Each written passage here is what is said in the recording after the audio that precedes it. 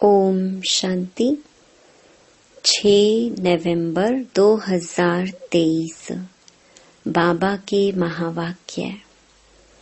मीठे बच्चे, देही अभिमानी बनने में ही तुम्हारी सेफ्टी है।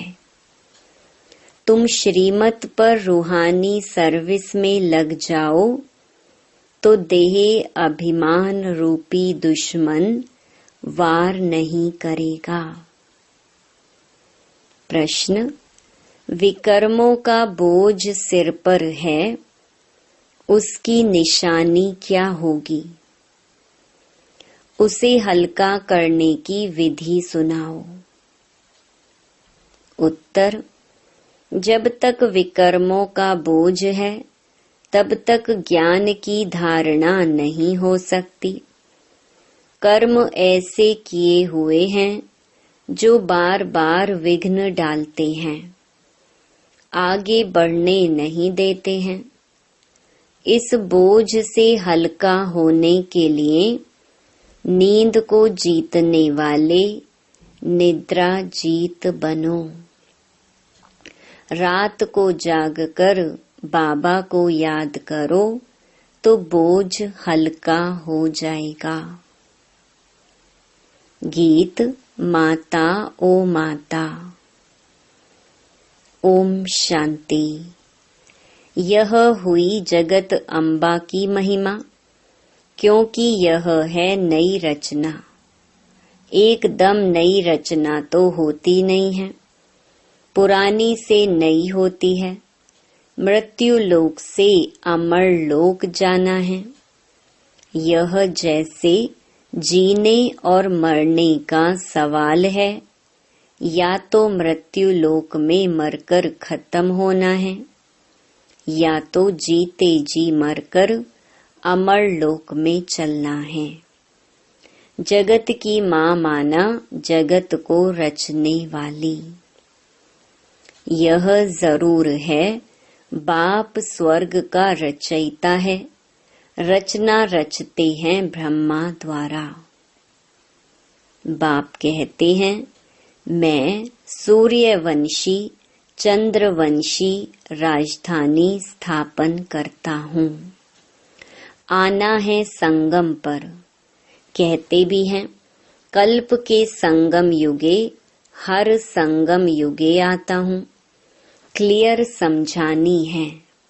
सिर्फ मनुष्यों ने भूल कर नाम बदली कर दिया है।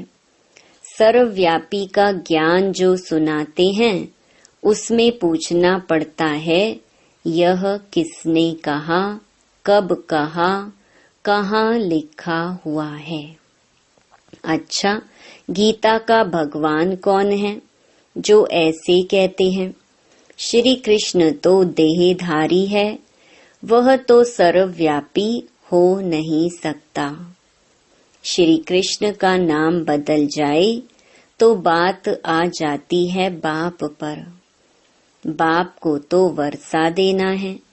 कहते हैं, मैं राजयोग सिखाता हूँ सूर्यवंशी चंद्रवंशी का वर्षा देने। नहीं तो 21 जन्म का वर्षा उन्हें किसने दिया? लिखा भी हुआ है, ब्रह्मा मुख से ब्राह्मण रचे। फिर ब्राह्मणों को बैठ नॉलेज सुनाते हैं, सृष्टि के आदि मध्य अंत की। तो जो नॉलेज देने वाला है वह जरूर चित्र भी बनाएंगे समझाने लिए।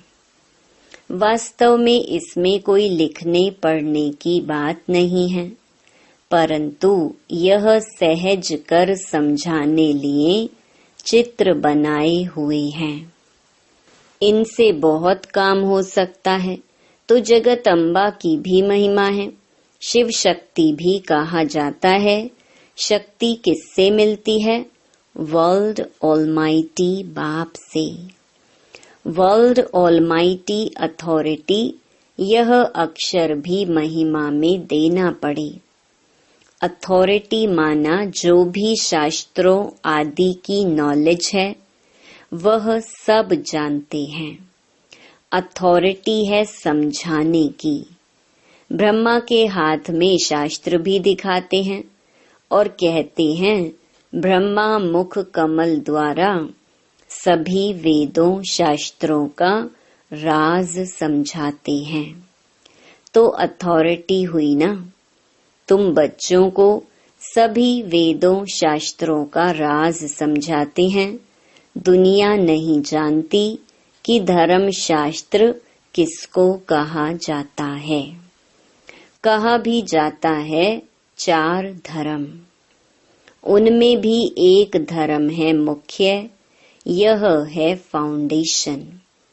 बैनियन ट्री का मिसाल भी दिया जाता है।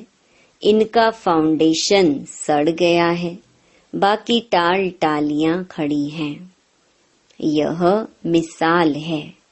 दुनिया में झाड़ तो बहुत हैं, सतयुग में भी झाड़ तो होंगे ना। करके जंगल नहीं बगीचे होंगे। काम की चीजों लिए जंगल भी होंगे।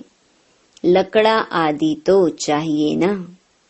जंगल में भी पशु पंछी बहुत रहते हैं, परंतु वहाँ सब चीजें अच्छी फलदायक होती हैं। पशु पंछी भी शोभा हैं, परंतु गंध करने वाले नहीं होंगे। यह पशु पंछी ब्यूटी तो चाहिए ना। सृष्टि ही सतो प्रधान है, तो सब चीजें सतो प्रधान होती हैं। बहिष्ठ फिर तो क्या।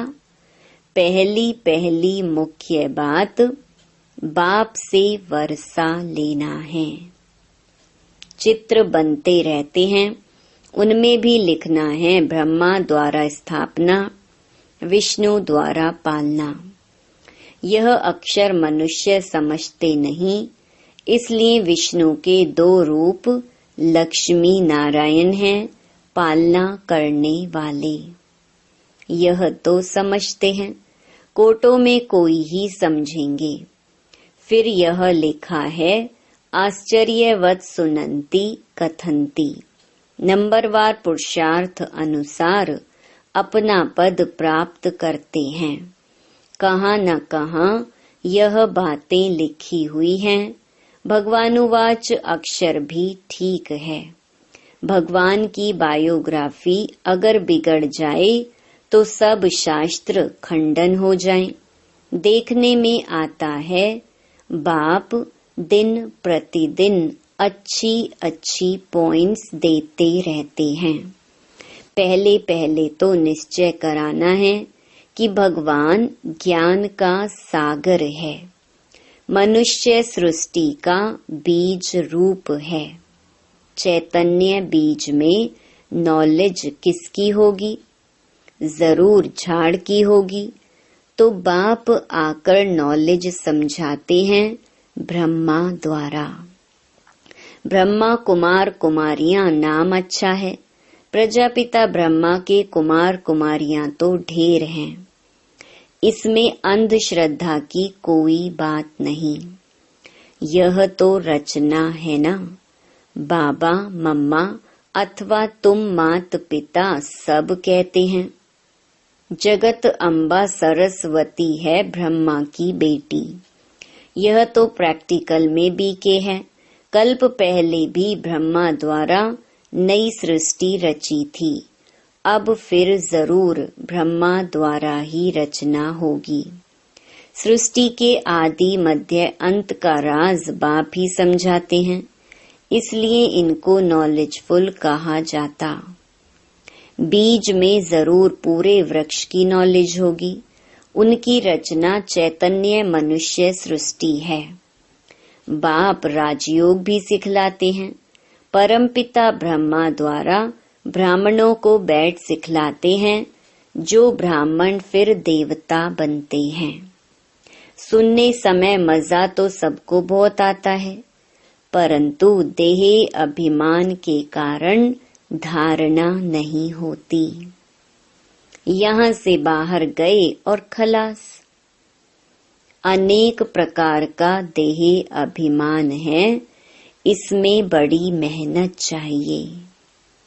बाप कहते हैं नींद को जीतने वाले बनो, देही अभिमान छोड़ो, देही अभिमानी बनो।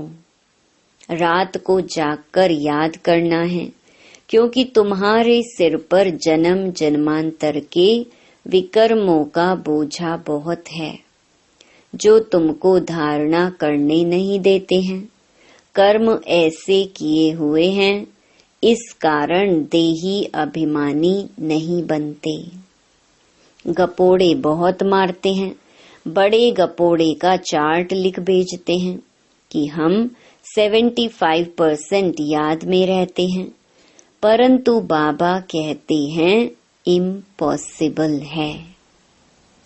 सबसे आगे चलने वाला खुद कहता है कितनी भी कोशिश करता हूँ याद करने की, परंतु माया भुला देती है।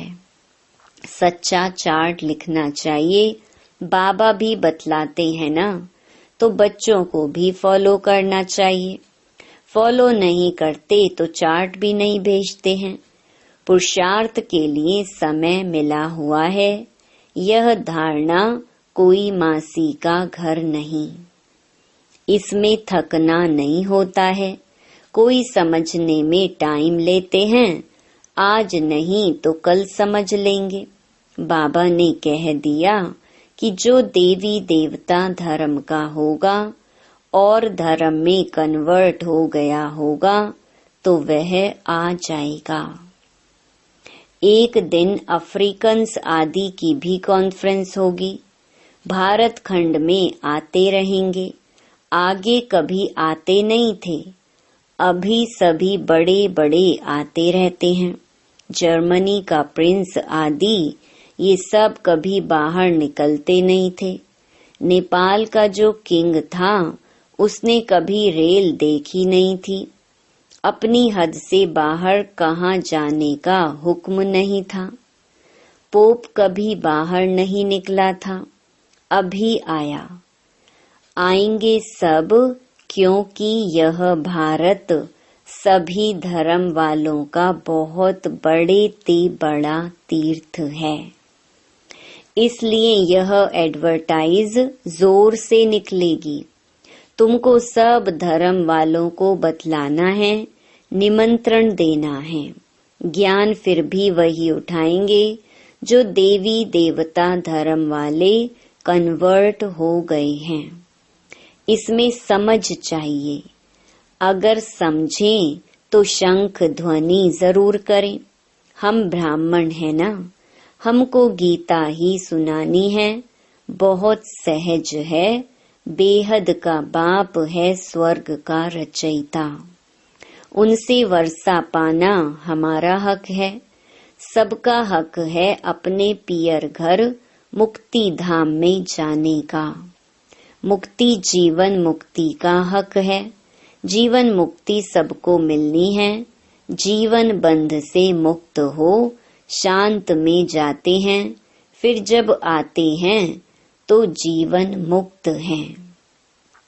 परंतु सबको सतयुग में तो जीवन मुक्ति नहीं मिलती।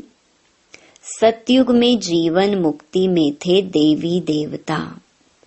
पीछे जो आते हैं कम सुख कम दुख पाते हैं। यह हिसाब किताब है। सबसे कंगाल भारत ही बना है, जो सबसे ऊंच था। बाप भी कहते हैं यह देवी देवता धर्म बहुत सुख देने वाला है। यह बनी बनाई है।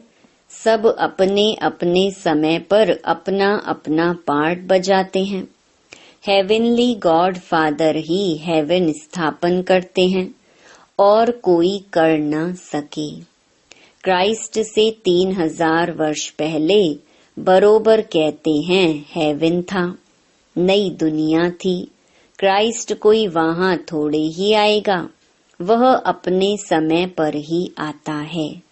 फिर उनको अपना पार्ट रिपीट करना है। ये सब बुद्धि में बैठे तो श्रीमत पर चले। सबकी बुद्धि एक जैसी नहीं है, श्रीमत पर चलने की हिम्मत चाहिए। फिर शिव बाबा आप जो खिलाओ, जो पहनाओ, ब्रह्मा और जगत अम्बा द्वारा। ब्रह्मा द्वारा ही सब कुछ करेंगे ना, तो दोनों कंबाइंड हैं। ब्रह्मा द्वारा ही कर्तव्य करेंगे, शरीर तो दो इकट्ठे नहीं हैं। कोई कोई कंबाइंड शरीर भी देखा है बाबा ने। सोल तो दोनों की अलग अलग हो गई। इसमें बाबा प्रवेश करते हैं, वह है नॉलेज फुल। तो नॉलेज किस द्वारा दें? श्री कृष्ण का चित्र तो अलग है, यहाँ तो ब्रह्मा चाहिए। प्रैक्टिकल में ब्रह्मा कुमार कुमारियां कितने हैं? यह कोई अंधश्रद्धा तो नहीं है। एडॉप्टेड चिल्ड्रन को भगवान पढ़ाते हैं। कल्प पहले जो एडॉप्ट हुए हैं वही अब होते हैं। बाहर ऑफिस में तो कोई नहीं कहेंगे हम बीके हैं, यह गुप्त हो गया। शिव बाबा की संतान तो हैं ही, बाकी रचना नई सृष्टि की रचनी होती है। पुरानी से नया बनाते हैं। आत्मा में खाद पड़ने से पुरानी हो जाती है। सोने में ही खाद पड़ती है तो फिर झूठा हो जाता है। आत्मा झूठी होती है तो शरीर भी झूठा हो जाता है। फिर सच्चा कैसे हो? झूठी चीज को आग में डालते हैं पवित्र करने के लिए, तो कितना बड़ा विनाश होता है। यह त्योहार आदि भी सब भारत के हैं। यह किसके और कब के हैं कोई जानते नहीं। नॉलेज बहुत कम उठा सकते हैं। पिछाड़ी में करके राजाई मिली, उससे क्या? बहुत थोड़ा सुख हुआ ना। दुख तो आहिस्ते आहिस्ते शुरू हो जाता। इसलिए अच्छी रीति पुरुषार्थ करना है। कितने नए बच्चे तीखे हो गए हैं। पुराने अटेंशन नहीं देते। दे अभिमान बहुत है। सर्विस करने वाला ही दिल पर चढ़ेगा। कहा जाता है ना, अंदर एक बाहर दूसरा। बाबा अंदर से प्यार अच्छे अच्छे बच्चों को करेंगे। कोई बाहर से अच्छे अंदर से खराब होते हैं। कोई सर्विस नहीं करते, अंधों की लाठी नहीं बनते। अभी मरने जीने का सवाल है। अमरपुरी में ऊंच पद पाना है। मालूम पड़ता है किस किसने कल्प पहले पुरुषार्थ कर ऊंच पद पाया है। वह सब देखने में आता है। जितना जितना देही अभिमानी बनेंगे उतना सेफ्टी में चलते रहेंगे। देह अभिमान हरा देता है। बाप तो कहेंगे श्रीमत पर जितना रूहानी सर्विस में चल सको उतना अच्छा है। सबको बाबा समझाते हैं। चित्रों पर समझाना बहुत सहज है। ब्रह्मा कुमार कुमारियां तो सब हैं। वह शिव बाबा है बड़ा बाबा। फिर नई सृष्टि रचते हैं। गाते भी हैं मनुष्य से देवता, किए करत न लागी वार। सिख धर्म वाले भी उस भगवान की महिमा करते। गुरु नानक के अक्षर बहुत अच्छे हैं। जप साहिब को तो सुख मिलेगा। यह है तंत सार। सच्चे साहिब को याद करेंगे तो सुख पाएंगे, अर्थात वर्षा मिलेगा। मानते तो हैं एक ओमकार। आत्मा को कोई काल नहीं खा सकता। आत्मा मैली होती, बाकी विनाश नहीं होती। इसलिए अकाल मूरत कहते हैं। बाप समझते हैं मैं अकाल मूरत हूँ, तो आत्माएं भी अविनाशी हैं। हाँ, बाकी पुनर्जन्म में आती हैं। हम एक रस हैं। साफ बतलाते हैं मैं ज्ञान का सागर हूँ, रूप बसंत भी हूँ, तो यह बातें समझकर समझानी है। अंधों की लाठी बनना है, जियदान देना है, फिर कभी अकाले मृत्यु नहीं होगा। तुम काल पर विजय पाते हो। अच्छा, मीठे मीठे सिकिलधे बच्चों प्रति मात पिता बाप दादा का याद प्यार और गुड मॉर्निंग। रूहानी बाप की रूहानी बच्चों को नमस्ते। धारणा के लिए मुख्य सार। पहला, श्रीमत पर रूहानी सर्विस करनी है। अंधों की लाठी बनना है, शंख ध्वनि जरूर करनी है। दूसरा, देही अभिमानी बनने के लिए याद का चार्ट रखना है। रात को जागकर खास याद करना है, याद में थकना नहीं है। वरदान, सदा अपनी श्रेष्ठ शान में रह, परेशानियों को मिटाने वाले मास्टर सर्वशक्तिमान भव। सदा यह वरदान स्मृति में रहे कि हम अपनी श्रेष्ठ शान में रहने वाले, औरों की भी परेशानी को मिटाने वाले मास्टर सर्वशक्तिमान हैं, कमजोर नहीं। श्रेष्ठ शान के तख्त नशीन हैं, जो अकाल तख्त नशीन बाप के दिल तख्त नशीन श्रेष्ठ शान में रहने वाले हैं। वे स्वप्न में भी कभी परेशान नहीं हो सकते। कोई कितना भी परेशान करे, लेकिन अपनी श्रेष्ठ शान में ही रहते हैं। स्लोगन, सदा अपने स्वमान में रहो तो सर्व का मान मिलता रहेगा। ओम शांति।